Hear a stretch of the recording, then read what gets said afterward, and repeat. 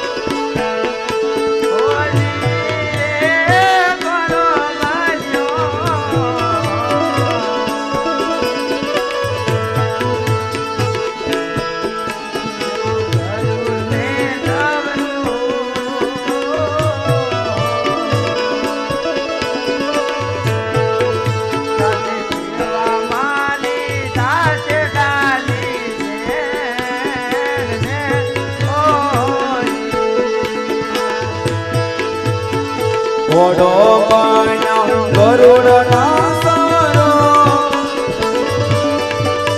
ઓજી રે ઘોડો બન્યો ગરુડનો સવારો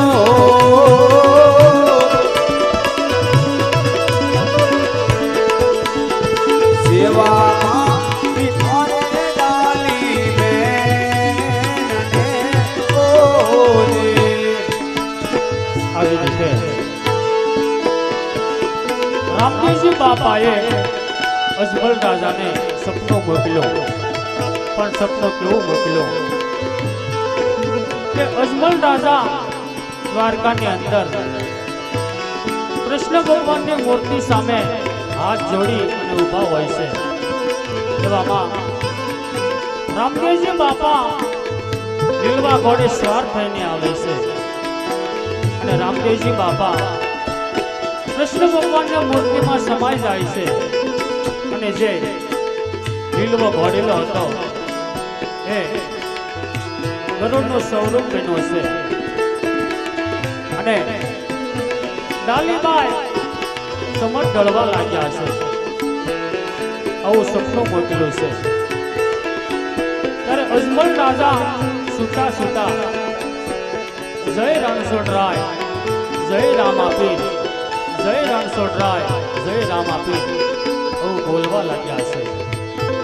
ત્યારે દાસ દાસીઓ અજમલ રાજાના ઢોલિયા પાસે આવે છે, માતા મિનળદેવ આવે છે. ત્યારે માતા મિનળદેવ એમની દાસીને આજ શું કહેવા લાગ્યા છે?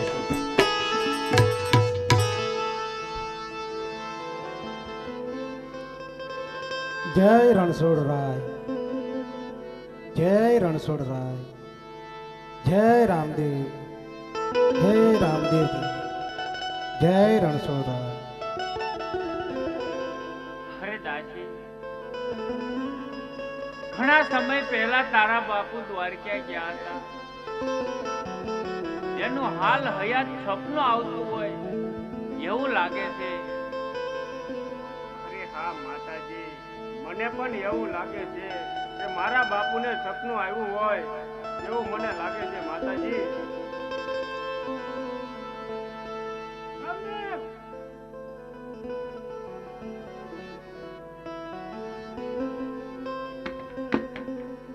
અરે સ્વામિનાથ,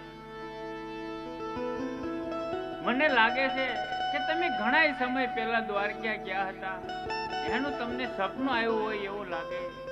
રામદેવ રામદેવ શું કરો? રામદેવ તો આ તમારી સામે ઊભા છે.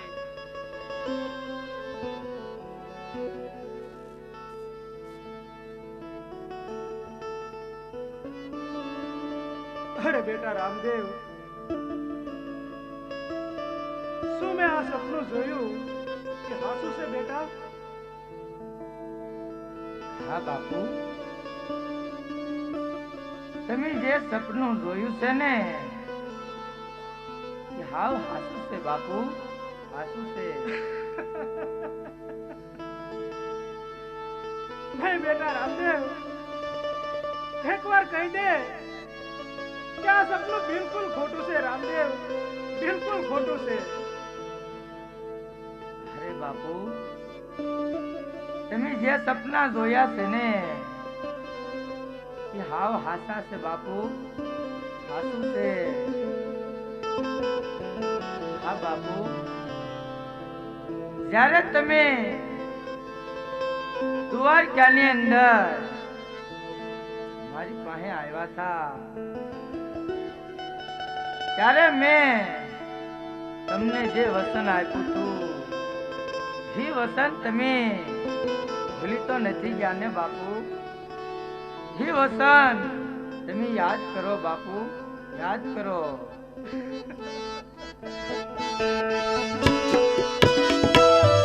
અરે બેટા, મેં તને વચન આપ્યું, કેમ ભૂલી જાઉં?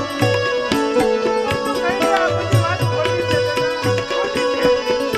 કદાચ તમારે કહેવાનો નિર્ણય છોડી દે બેટા.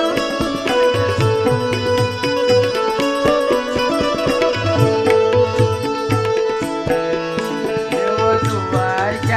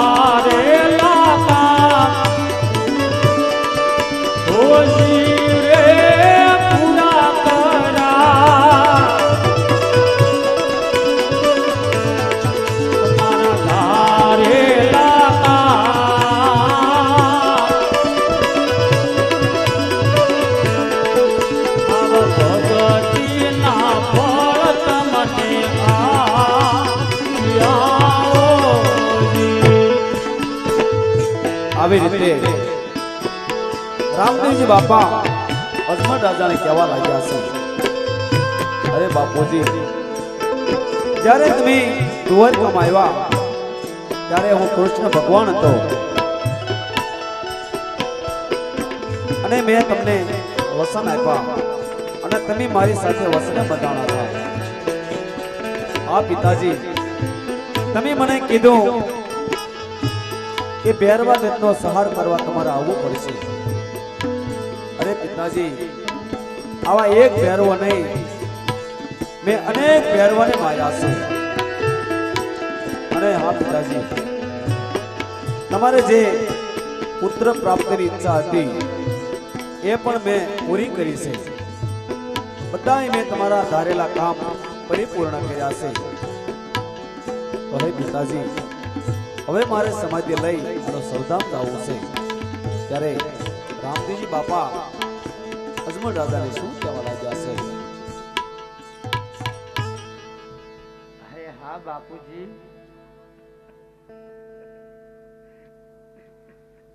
તમે તો એક ભૈરવા દત્તને સહાર કરવાનું વરદાન માંગ્યું છું બાપુ. વરદાન માંગ્યું છું.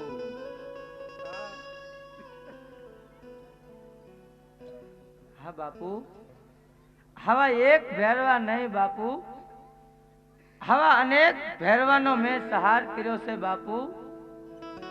અને હા બાપુ, તમારા બધાય કાર્ય મેં પરિપૂર્ણ કર્યા છે બાપુ. બધાય કાર્ય મેં પરિપૂર્ણ કર્યા છે. અને હા બાપુજી, તમે તો એક પુત્ર પ્રાપ્તિનું વરદાન આપ્યું છું બાપુજી. ઈ પણ મેં પૂરું કર્યું છે બાપુજી, પૂરું કર્યું છે. અને જ્યારે મેં દ્વારકાની અંદર તમને કીધું હતું કે જ્યારે હું સમાધિ લઈ અને સૌધામ જાવ ત્યારે તમે મને હસતા મુકે રજા આપશો, એવો તમને મેં કોલ આપ્યો હતો બાપુજી, કોલ આપ્યો હતો. ઈ તમે ભૂલી તો નથી ગયા ને બાપુ, ભૂલી તો નથી ગયા ને? અને હા બાપુજી,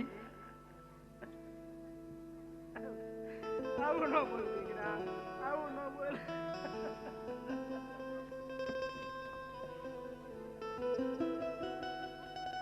અરે દીકરા, જો આપણા ઘરમાં કોઈ ઘરડું માવતર હોય,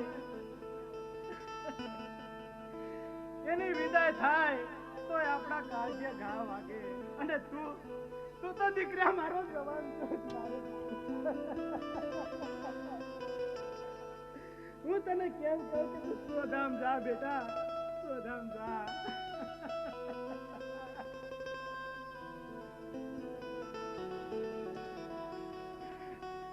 તે છતાં તું દીકરા કેસ ને કે વસન ભૂલ્યા છે?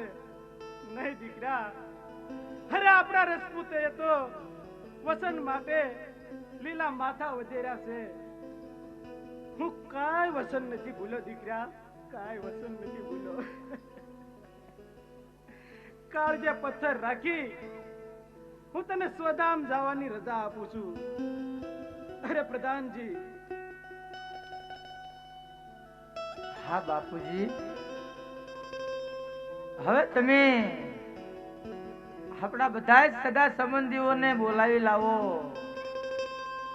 મારે છેલ્લી વાર બધાને મળતું જાવું છે બાપુજી, મળતું જાવું છે. બહુ સારું દીકરા. અરે પ્રધાનજી, મહારાજા, આપણા બધા રજપૂતોને બોલાવી લ્યો અને જઈને કહેજો કે રામદેવજી સ્વધામ જાય છે. બધાના હાથનો છેલ્લી વારનો કહુંબો પીતા જાય તો આપણા બધા રજપૂતોને તેડાવી લો પ્રધાનજી.